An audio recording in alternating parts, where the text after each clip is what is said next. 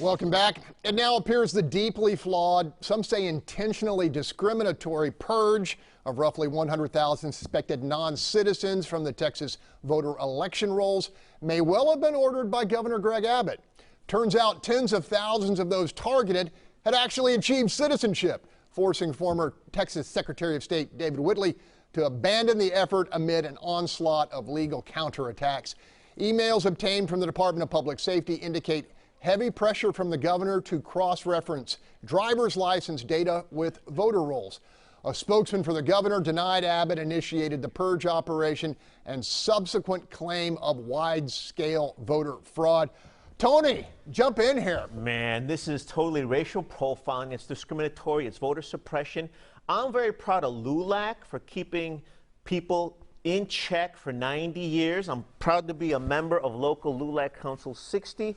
They took this to court. They got the settlement, and they brought to light these emails which contradict the governor's story. Now, I will give him some room to explain himself. He said he had nothing to do with it, but the emails say that someone was using the office of the governor to push this earlier on than reported, and a lot of this looks bad. I really wish Republicans would call discrimination when they see it.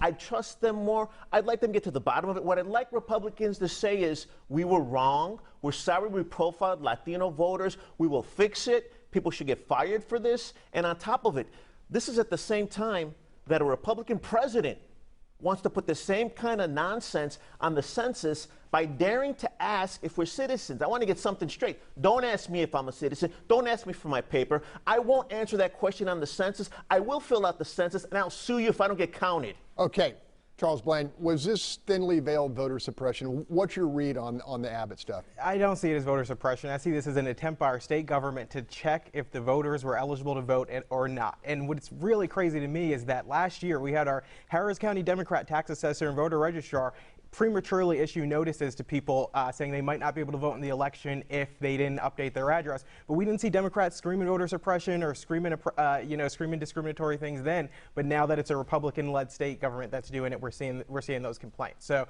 I think it was an accident. It was an oversight. It was a mistake. I'll admit that, but I don't think it was discrimination. Okay, Kier, calculated or a mistake? Well, it happened, 60 days before the 2018 election. So that should tell you something. I don't believe in coincidences in this business, but the truth of the matter is widespread voter fraud just doesn't exist. This is a solution in search of a problem. The problem we have in Texas is people don't vote. People who are citizens, people who are registered to vote, don't bother to turn out. That's the problem we ought to be taking a look at. Okay. Ben Strusan, what should our viewers at home, as they try to wade through this, what should they know?